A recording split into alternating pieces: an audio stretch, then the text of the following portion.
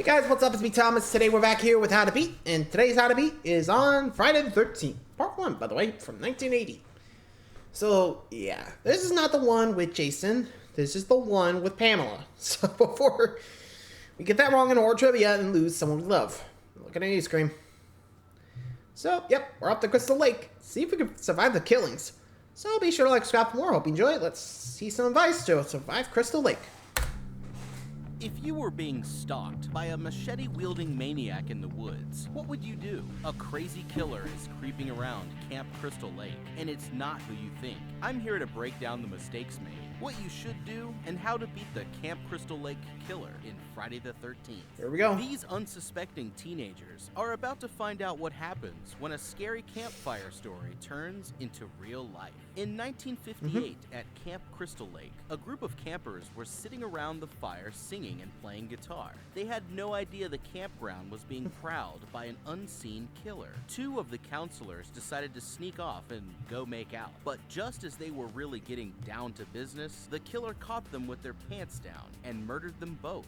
It's now Friday, June 13th, 1980, and new camp counselor Annie walks into a deserted-looking town on her way to Camp Crystal Lake. She stops in a general store, which seems like the only open place in town, and asks the people there for directions. When she mentions Camp Crystal Lake, everyone looks at her like she's crazy. They seem shocked that she even wants to go there, but an old guy named Enos agrees to take her halfway in his truck, since he's traveling in that direction. On their way to the truck, another crazy old townie named Ralph asks her if she's going to Camp Blood. He tells her that the place has a death curse and that she'll never come back from there again. You'll never come back again. But they have no idea what's waiting for her in the woods. Driving further into the countryside, Enos asks Annie if she knows what really happened at Camp Crystal Lake. Annie says that her boss hasn't told her anything, and that's when Enos tells her that he thinks the camp is cursed. He tells Annie about the two counselors who were murdered in 1958 and a boy who drowned there in 1957. There's also been unexplained fires and polluted water that have made the camp notoriously impossible to keep open. Despite all these warnings, Annie says she can't just quit her job.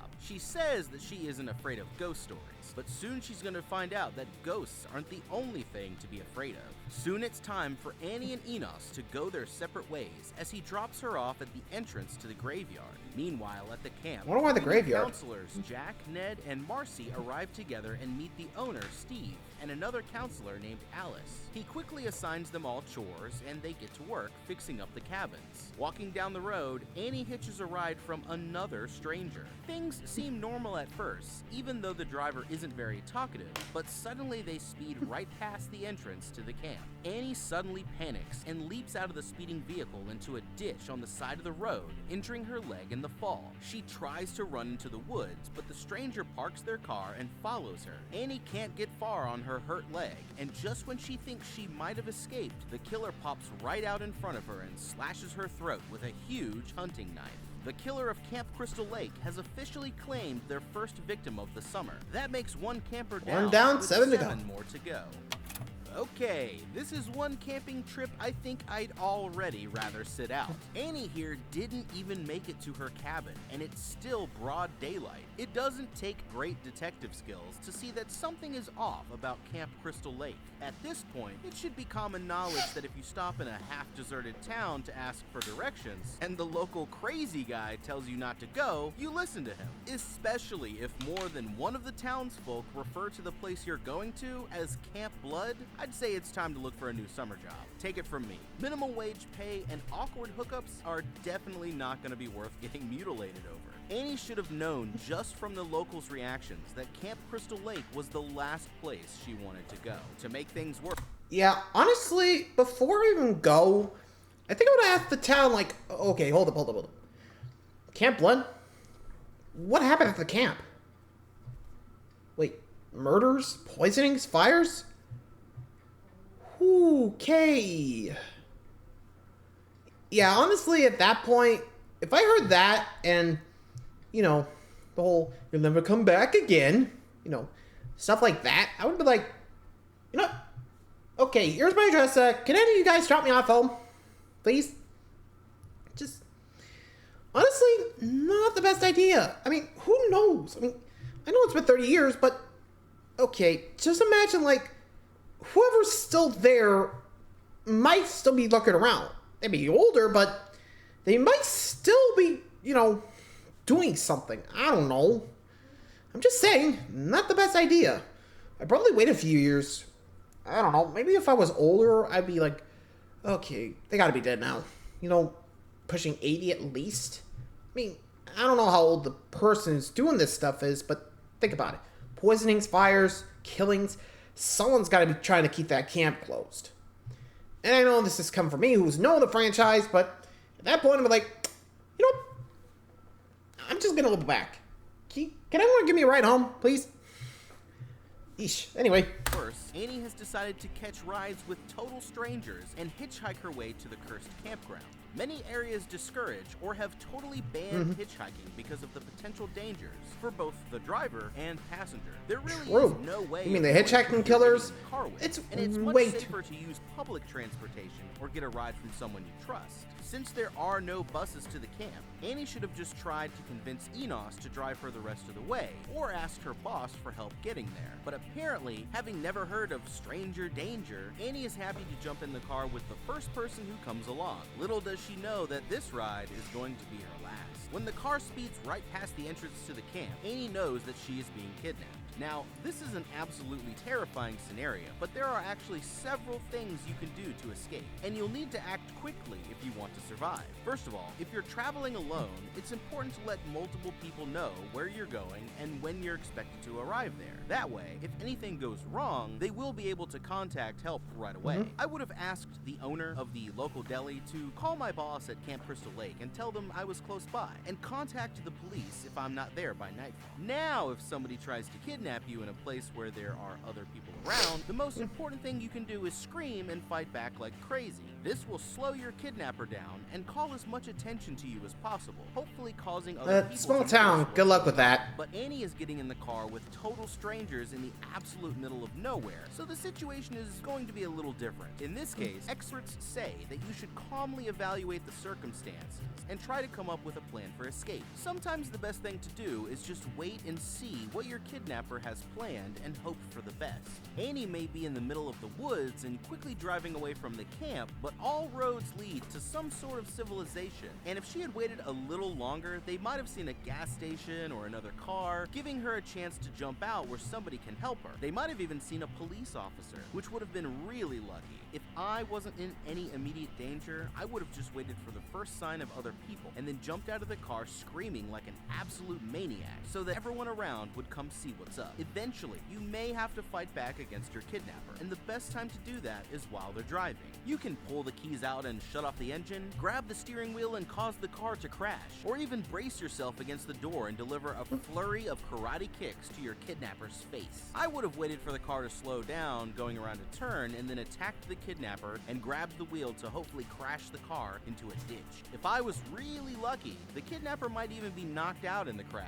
Then I could exit the car safely and run for help as fast as I could. Annie decides to dive out of the vehicle directly in a rocky ditch while traveling at high speeds, which is actually the exact opposite of what you should do here. It's remarkable that she was even able to get up and hobble away. Oh yeah, that could have break a bone. And not surprising that the killer was able to catch up to her so easily. If your kidnapper parks their car and chases you into the woods, it's safe to assume two things. They probably have a weapon, and they probably want to kill you, and that's going to be a battle of life or death. I would have tried to trick the kidnapper into thinking I ran one way, and then snuck up behind them and went full Rambo mode. One good hit with a rock to the back of the head would hopefully turn the tables and give me the upper hand in the fight. After that, I'd grab the car keys out of their pocket and just head home. I honestly feel bad for Annie here. She was really looking forward to her first year as a camp cook, but it looks like her career was tragically cut short. Meanwhile, back at camp, the rest of the counselors are going off and... Also for me, I think I would have been like, hey, do you guys got a phone? Can you call someone down at Crystal Lake and be like, hey, sorry. Hey, one of your counselors are here. We told about the legend. Just, can you come pick her up? Like, seriously. If you're willing to go with a stranger who's only going to drop you off halfway, don't go. I would be like, sorry, man. It's either all the way or nothing. Like, could be the entrance of Camp Crystal Lake. That'll be fine. I don't know. If I had to bargain, I would have been like, okay, maybe not the Crystal Lake, but I would have at least asked him, like, okay, maybe look for the Rin. But I don't know. That or just, okay, either one, see if we can go all the way, or two, just ask them to call the camp to see, you know, hey, can you get someone down here? I don't have a ride. I know it's lazy, but hey, better safe than lazy than, you know, hiking with strangers, you know? Anyway, back to the camp. Swimming in the lake. They have no idea about Annie's violent murder that just happened only a short distance away. Even worse, the killer is still out there and stalking them from the woods. Marcy and Brenda almost notice that they're being watched, but Ned pops up from underwater and distracts them, giving the killer time to hide. As they're about to get back to work, Ned starts flopping around like he's drowning, but it turns out he was just trying to trick one of the girls into giving him mouth-to-mouth. Later that day, Alice is getting changed in her cabin when she notices a big snake slithering across the floor. She I heard out this for one. Bill, who comes running in and is quickly followed by the rest of the group. They all gather around, staring at the snake under the bed, until Jack knocks over a nightstand, sending everyone into a panic. They destroy half the cabin before Bill finally chops the snake's head off with his machete. A police That was a real officer one, by the way. motorcycle pulls into camp and starts questioning them. He says that he's looking for Ralph, the local crazy guy Annie met before. The counselors say they haven't seen him, and even though the officer is still suspicious of everything going on at the camp, he gets a call from his chief and has to head back to the police station before he can ask any more questions. Alice is getting things ready for dinner, and when she opens up the pantry, she is jump scared by none other than Crazy Ralph, who was hiding there the whole time. Ralph says he was sent there by God to warn them of the camp's death curse, and that they're all doomed if they don't leave now, before awkwardly riding off on his bike. Later on, when they're finishing dinner, Alice notices that the power is out, so Jack, Bill, and Brenda go to start up the emergency generator. Ned sees Jack and Marcy making out by the lake and gets jealous. He decides to go find something else to do, and that's when he sees a mysterious figure watching him from a cabin. Ned calls out to get their attention, but you actually see Pamela in the first split second. And Ned follows them to investigate. Soon a thunderstorm rolls in, and Jack and Marcy take shelter in the cabin.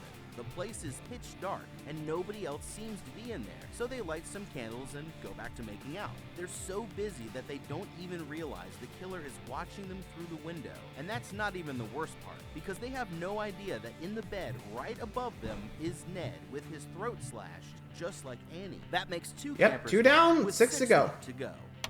Okay, these counselors are clearly underqualified for the job. It's their first afternoon at the camp and they're already goofing off instead of working on the cabins. Since they can't even pay attention to their boss's simple instructions, it's not surprising that they don't see the killer watching them from the woods, even though it's daytime and they're only about 40 yards away. Ned might think he's a real stand-up comic, but playing practical jokes like he does here can actually have serious consequences. Everyone knows the story of the boy who cried wolf, and the lesson we're supposed to take away from that is to never joke about something serious as life or death, because no one will believe you when you really need it. Ned pretends to be drowning to get a kiss, which is less funny and more creepy if you ask me, and I definitely wouldn't be in a rush to save him next time. Goofing around like this is very inappropriate behavior for a camp counselor who is going to be trusted with the safety of children. Even if there isn't a crazy killer out for revenge, counselors whose negligence results in harm to one of their campers often face severe legal punishment.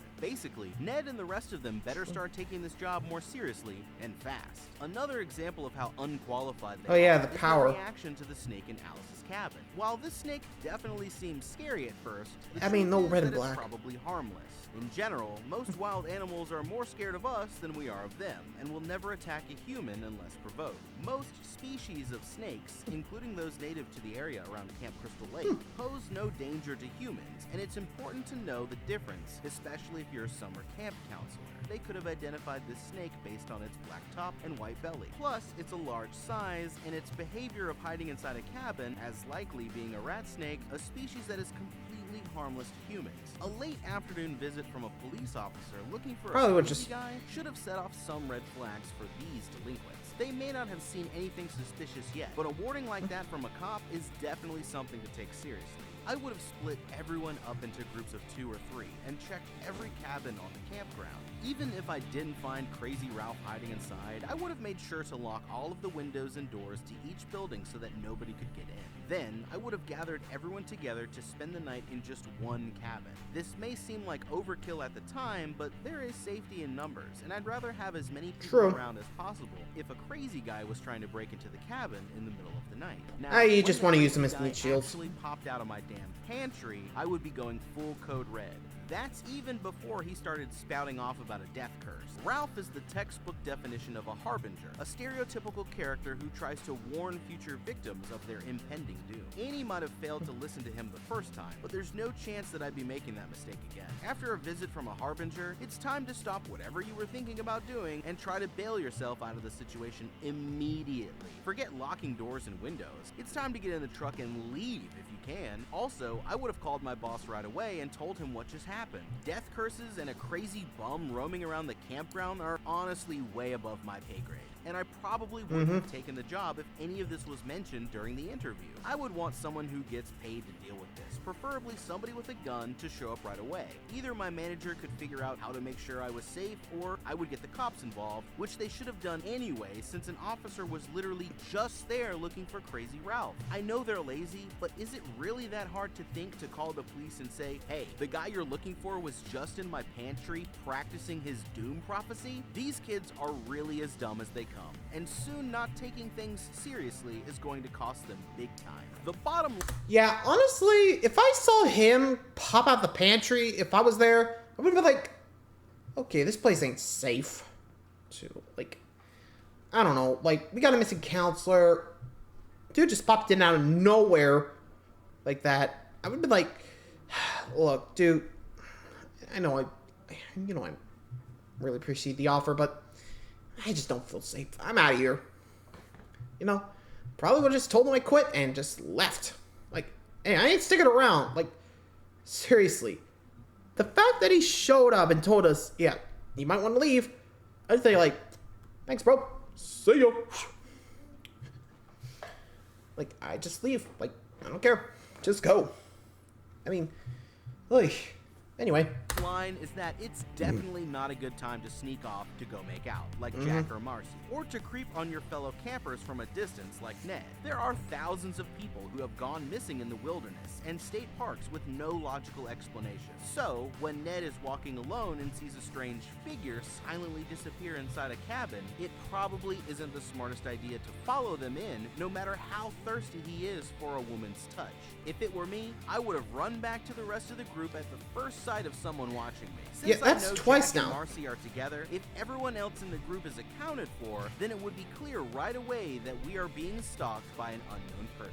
When Jack and Marcy sneak into the pitch dark cabin, they don't even look around to see if anyone else is there. Seriously? I would have checked in every corner and under every bed before I got comfortable in there. This is a dark cabin in the middle of the woods in a horrific thunderstorm we're talking about. And these two don't even take a second to check their surroundings before they start making out. They're too preoccupied to even notice Ned's dead body in the bed right above them. Ned's jokes also, never how really they even landed notice? with the ladies. And it looks like this time the killer got the last laugh. Never suspecting the danger they're in, Marcy goes to use the bathroom, leaving Jack alone in bed. He's zoning out and smoking a joint when a drop of Ned's blood falls onto his forehead from the bed above him. The killer suddenly reaches out from under the bed, holding Jack down and piercing right through his throat with an arrow from below. Jack gasps for air as a huge And spurt of blood Shivani had to- out of his neck. He's Savini had to totally dead, and then blow makes that 3 through. campers down with 5 more to go. Marcy runs through the thunderstorm half naked and makes it inside the bathroom building. She goes into the stall to use the toilet and has no idea that the killer is following right behind her. The killer creeps in through the bathroom looking under all the doors and quickly sees Marcy's feet and flashlight. Marcy hears a noise, and at first she thinks it's Jack, but when she doesn't find him there, she figures that it must be nothing. While she's washing up in the sink, she hears another creepy sound, and thinking it must be her friends playing a prank on her, she decides to really investigate this time. She flings open the curtains to all of the showers, expecting to find whoever is in there, but she still doesn't see anyone. And that's when the killer sneaks up behind And her right with behind an her. axe. At the last second, Marcy turns around and screams, and the killer decides it's time to bury the Shut up. hatchet right in her forehead. Yep, That makes 4 down, 4 to go. down, with 4 more to go. Okay, now these kids are dropping like flies, and if they don't get things under control soon, they'll all be done for. Jack and Marcy were eager to find somewhere they could be alone, but this just gave the killer a perfect opportunity to catch them both by surprise. The number one rule of the United States Forest Service Guide for Outdoor Safety is to always travel with a companion never go in case of alone. any emergencies. In remote areas like Camp Crystal Lake, you should stick to groups of at least 4 people. That way, if someone is hurt, one person can stay with him while the other 2 go for help. All the killer had to do was wait for the 2 of them to split up, and as soon as Jack was alone, the killer took that exact moment and to yoink. strike. I would have gone back to the cabin with everyone else, because it just isn't safe to be out there alone in the middle of the night, even when there isn't a maniac out to get you. Not only is Marcy going to the bathroom alone, but she is doing so barely dressed in the middle of a massive thunderstorm. She's breaking 2 or more important rules from the U.S. Forest Service's safety guide: to always wear appropriate clothing and equipment, and to be aware of bad weather conditions. I understand that she was only planning to be gone for a minute, but in the wild, you need to always be prepared for emergencies. If the killer comes for Marcy now, even if she manages to get away, she doesn't have the right gear to survive a night or 2 alone in the woods. In her underwear and just a light raincoat, she'll be soaking wet and freezing cold in a matter of hours, and quickly be on her way to dying from exposure. She's also not carrying a compass, map, or any other navigational equipment, so if she winds up too far from camp and the road, she'll probably be totally lost. If I was spending the night in the woods in a large thunderstorm, I would be kitted out like Bear Grylls everywhere I went, even if it was just a quick trip to the outhouse. I would at least have on appropriate clothing for the weather and a few emergency items. I'd probably in my just pocket. run into the That way, cabin if I if I. needed to make a quick escape, I would stand a chance of surviving out in the wild. Now, let's try a quick test. You're a defenseless teenage girl alone in a creepy outhouse you thought was empty, and you heard several strange noises from somewhere in the darkness. Do you A, go towards the noises to investigate, or B, get the hell out of there as fast as you can? If you answered A, B. congratulations, you're dead. If it were me, I would have been sprinting back to the cabin Yeah, I've like been Usain like, Bolt at the first hell no. floorboard. It could be an axe murderer, could be a raccoon, but one thing's for sure, I wouldn't be sticking around to find out. But you know what they say. Yeah, probably the best. Killed the cat, or in this case, killed the Marcy, and they're probably going to Bye, need Marcy. some new shower curtains for opening day. Instead of practicing her acting in the mirror, Marcy should have practiced her 100-yard dash, because the killer is the one with the real chops around here. Meanwhile, Alice, Bill, and Brenda are playing a game of strip Monopoly in their cabin when suddenly they're interrupted by the heavy storm outside flinging open the door. This reminds Brenda that she might have left the windows in her cabin open, so she decides to run home alone and shut them before all of her stuff is completely soaked. As she's getting ready for bed, Brenda goes to wash up in the same bathroom where Marcy was just killed. She starts brushing her teeth and has no idea that the killer is there watching her from inside one of the showers. Brenda hears a few too many strange noises and starts to get a little creeped out, so she decides to head back to her cabin with the killer following close behind. Just as she's sitting down in bed, Brenda hears a young boy calling out for help somewhere in the darkness. She grabs her flashlight and walks out into the rain, following the sounds of his cries. You're for screwed, help. Marcy. She stumbles around in the dark with no idea where she's going until suddenly bright lights flash on all around her, and she realizes she's in the middle of the archery range. Brenda looks around in a panic as she tries to figure out what's going on. The next thing Alice and Bill hear is her screaming as the killer claims yet another victim. That makes 5 campers down, with 3 more to go. Bill comes back from checking on the generator, and Alice tells him that she's worried because she thinks she heard Brenda screaming, and for some reason the lights are on at the archery range.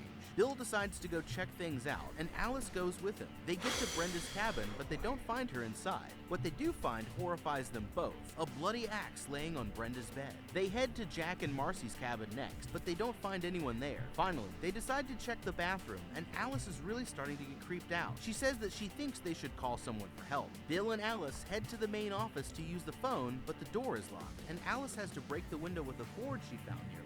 They make it inside, but the phone is dead, so they won't be able to use it to call anybody. They try to start up the camp truck, but it won't turn over, and with no way to fix it, they decide to stay and wait for Steve to come back. Steve is on his way back to camp to check on them because of the extreme weather, but on the way his truck gets stuck, and he has to hitch a ride from a police officer. The officer mentions that it's been a crazy night, and he thinks it has to do with the full moon. They almost make it to camp when the officer gets a call that he is needed immediately at a bad accident, and so he has to drop Steve off to walk the rest of the way. Steve finally makes it to camp, and just as he does, he is blinded by a bright flashlight from behind the sign. He recognizes the person holding the flashlight, but has no idea if they're actually the killer. And suddenly, he ends up the next victim before he can even get a chance to help anyone out. That makes 6 campers Yep, 6 down, with 2 to go. more to go. Okay, somehow things just keep getting worse. Yep, there's only 2 campers. left. Brenda goes back to her cabin alone, half dressed, which we already know is a terrible idea. But at least when she hears creepy noises in the outhouse, she decides to leave. If she could have just stayed away from investigating any creepy noises, she might have actually made it out alive. But when she hears what sounds like a little boy calling out for help in the storm, her curiosity gets the best of her. Now, Camp Crystal Lake is miles from any civilization. It's the middle of the night, pouring rain, and there were no other groups of people out there during the day. Basically, Brenda should know right away that there is no little boy calling for help, and that it's most likely a trap. I would have been reminded of stories I've heard of a creature called the Wendigo, an evil forest spirit which eats humans and can mimic calls for help to attract its victims. Even though Wendigos probably aren't real, just the thought of it alone would have been enough to keep me locked up in that cabin with the lights on all night long. Brenda is either too brave or too dumb for her own good, and pays the price for deciding to investigate. She might not have been... Yeah, honestly, if I was Brenda and I heard that little voice calling for help, I would have been like, okay, that's not good. Yeah, I'd probably run back to the counselor cabin and be like, guys, we don't have any kids here, right? Because I heard just a little boy call for help. Something's wrong. Like, seriously, even if I was there at that point, which, by the way, wouldn't be with that crazy Ralph guy there. And, you know, what's been going on so far. Just so much nope. Just get out of there. Just go. Book it out of there.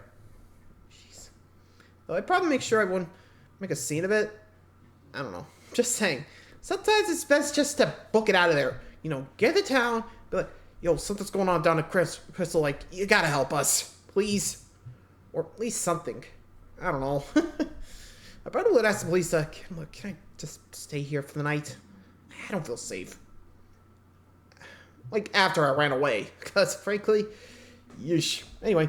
In the first pick, but the killer finally decided to give Brenda her moment in the spotlight. Bill and Alice finally start making good decisions when they go together to check things out. Finding a bloody axe and no trace of your friends is not a good sign, and Alice is right when she says they need to call for help.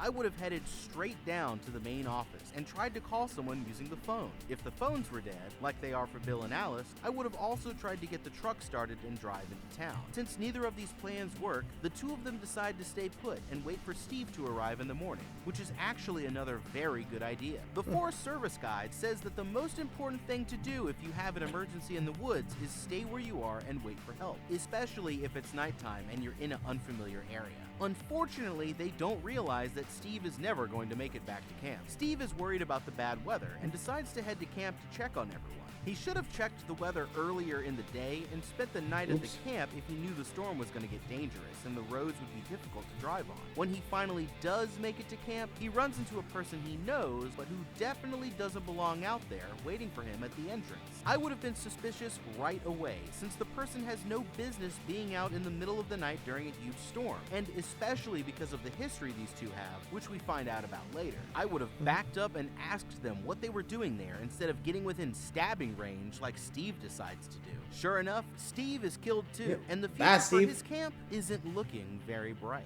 Back at the camp, the killer sneaks into the generator room and turns off the power and all of the lights. Bill lights some lamps and then tells Alice he's going to go check on the generator and that she should stay behind and get some sleep. He makes it to the generator room but can't figure out why it won't start and decides to have a look around. Suddenly, Alice wakes up on the couch screaming out for Bill. She thinks about it for a minute and remembers that he left to fix the generator. She starts the gas stove with a match and makes herself a pot of coffee, adding extra sugar from the pantry to try and keep herself awake. After a few minutes, Alice gets too anxious and decides to go looking for Bill. Alice heads to the generator room and at first can't find any trace of Bill other than his red raincoat lying in a heap on the floor. She calls out to him a few more times and just as she's leaving and closing the door behind her, she finds Bill's body pinned to the other side with arrows all through his Yep, chest. Alice is the last Now, one. she definitely knows there is a murderer out to get her, and that makes 7 campers down with 1 more to go. Alice runs screaming back to her cabin in an absolute panic. She slams the door shut behind her and tries to keep it closed by tying a rope to the handle and attaching it to the ceiling. She locks all of the windows and closes the blinds so that the killer won't be able to see in. Then she grabs more furniture and random heavy objects and stacks them against the door. Actually make us a Even good with protocol. all of this prepared, Alice is still totally freaking out, and she grabs a baseball bat and a big fork from the kitchen to try and defend herself. Just as she is wondering how possibly to get out of this situation alive, Brenda's dead body comes crashing through the window, bloody and tied up with a rope.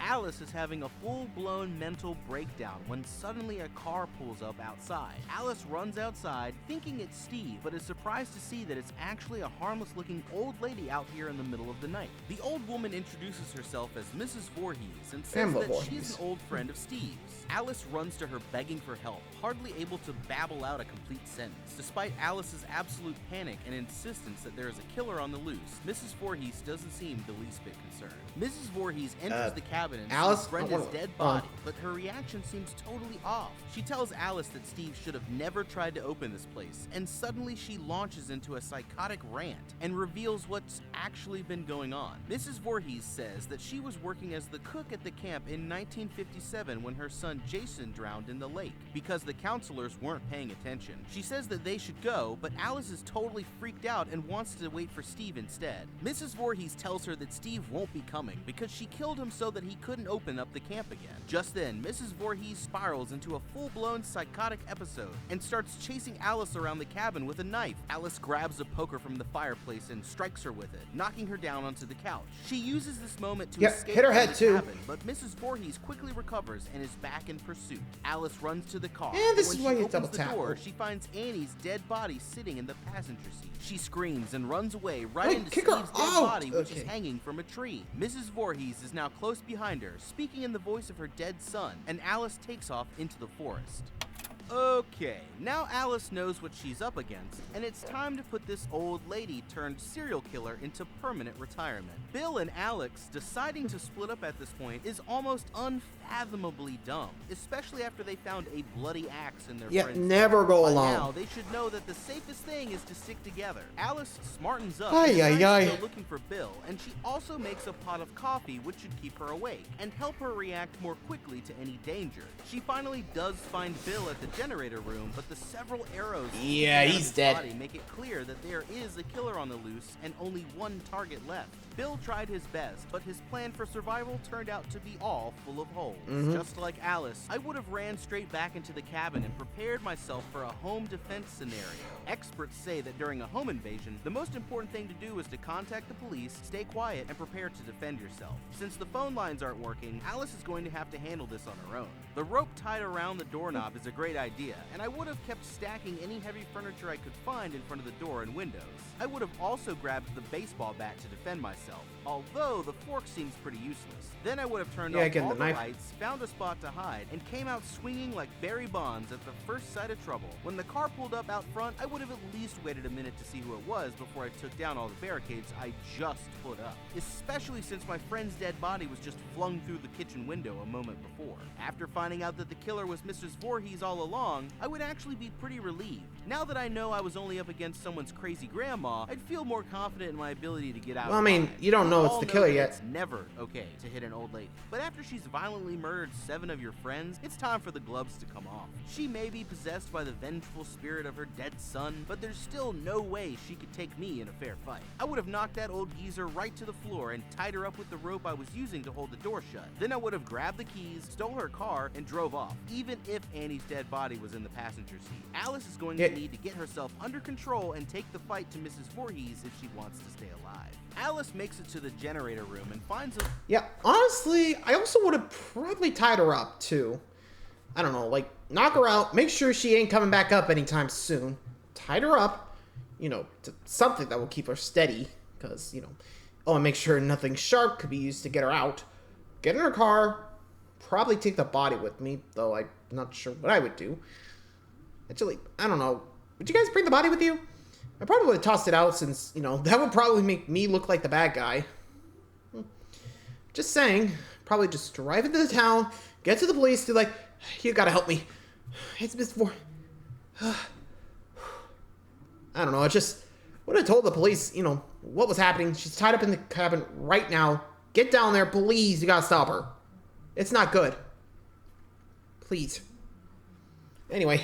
An old shotgun, but she can't find any shells. While she's fumbling around in the dark, Mrs. Voorhees sneaks in behind her and turns all the lights on. Alice points the gun at her, pretending it's loaded, but Mrs. Voorhees slowly walks towards her, totally unfazed. Since she has no bullets, Alice can't shoot her, and just throws the whole gun at Mrs. Voorhees, trying to slow her down. She backs up. You're supposed to hit her with it like a club. Come on. She can find, but Mrs. Voorhees keeps coming. She pins Alice against the wall and starts slapping the absolute crap out of her, seeming like she is really enjoying it. She throws Alice through a table, but Alice is able to roll over and get the gun again and uses it to bash Mrs. Voorhees right in the crotch, and then straight across her face, knocking her unconscious. Alice is able to escape again, but Mrs. Voorhees wakes up quickly and gets right back to chasing her. Alice hides in the darkness and lets Mrs. Voorhees run by before doubling back to the cabin. She heads back inside and turns off the lights, hiding in the pantry where Crazy Ralph was before. She waits for a while until she hears a crashing sound from somewhere inside the cabin. She can see a flashlight through the door and knows that Mrs. Voorhees is in there looking for her. She holds the pantry door shut, terrified, and just when the danger seems to have passed, Mrs. Voorhees breaks down the door and attacks Alice with a machete. Alice grabs a frying pan, blocking her slashes and slamming her in the head, knocking her out for the third time. She crumbles to the floor, and Alice notices blood coming from the back of her head, thinking she must have killed her. Alice runs down. I'd probably double tap. Just as she is catching her breath, she notices Mrs. Voorhees sneaking up behind her in the reflection of the water. She knocks the machete out of her hand with the paddle, and the two of them fall to the ground, battling to the death. Mrs. Voorhees chokes her out, bites her arm, and bashes Alice's head into the dirt over and over. Alice, come on, finish her off this time, come on! The machete. Mrs. Voorhees stands there horrified, but it's too late for apologies, and Alice slices her head clean off of her shoulders. Her headless corpse falls to the ground, and Alice breathes a sigh of relief. She decides to get in the canoe and paddles out to the center of the lake where she falls asleep. Okay, that was an epic showdown. Alice fought it out like a true cage match champion, and honestly, I'm very impressed. There's just one more thing I want to add. Even though it was well-deserved, I wouldn't have chopped Mrs. Voorhees' head off like that. Think about it this way. When the cops show up tomorrow and find 7 dead campers... Yeah, they're gonna blame me. Lady, how are things going to look? Do you think they'll believe that the old lady was the killer? I would have knocked her out and tied her up instead. Yeah, I would have done that the first chance I got. Knock her out, tie her up, get there. All this just to wind up in prison over false murder charges. The next morning, Alice wakes up floating in the middle of the lake and sees a police car coming to her rescue. She looks super relieved to finally be getting out of there, and that's when zombie boy Jason lunges out from the lake and drags her under screaming. It turns out he really was there all along. That makes 8 campers down, and the story is over. Or is it? Alice wakes up screaming in the hospital, and doctors rush to her side. They tell her that everything is fine now, and a police officer informs her that all of her friends are dead. She asks if the boy Jason is dead too, but the officer has no idea what she is talking about. Then he's still there, Alice says, and looks off into the distance as she realizes that the nightmare might not be completely over. Spooky. Is that what you would... Yeah, honestly, I'd probably move away. I don't know. Like, seriously, change my name, move out, and just make sure, you know, I was out of there before they could ever try to get back at me. Like, I don't know. If I had a dream of Jason after I just killed his mom, I would have been like, yep, time to go. Just get away as far away as Crystal Lake as I could. And just, I don't know, like, I know it seems kind of redundant, but I still probably keep something in head just in case, you know, Jason is still there, you know? Though, again, I don't know if I would earn his ire since, you know, I'm not aiming to kill, because that way, you know, Jason, you know, probably wouldn't take revenge on me since, you know, Mom's a psycho. Jeez. Just saying, probably just lock up Miss Voorhees before she have a chance and told him what happened, you know, do that. Kill her, Mommy. You know, that. Anyway, what do you guys think? What would you guys do? Let me know in the comments. Till next time, like, subscribe for more. See you guys.